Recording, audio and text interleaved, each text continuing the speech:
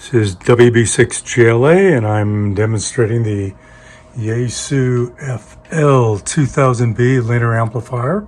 Got it hooked to a TS520, which is a 100 watt out transceiver. I've got it set only for about 60 watts out.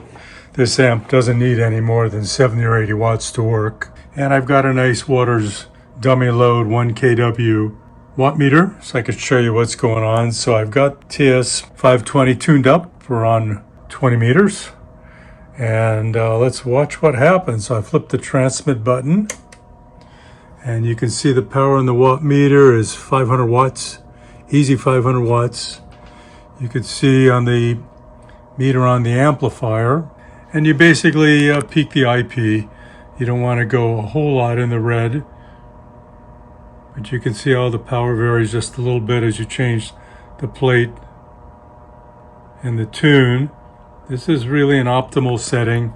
It's 0.3 amps set up, and so it's a pretty easy system. Here's an operate and a standby switch.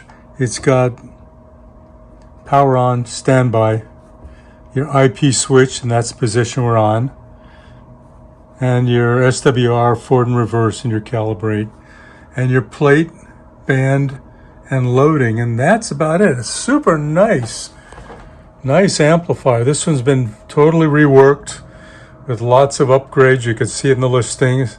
Got basically a new power supply, and the tubes are fantastic. And so that's all there is to it. The FL-2100B Yaesu linear amplifier. She works great. Let's flip the switch again. Put it to operate. There you go. It lights up. Let's put this to power on, and boom, power off, power on. You can see power off, power on.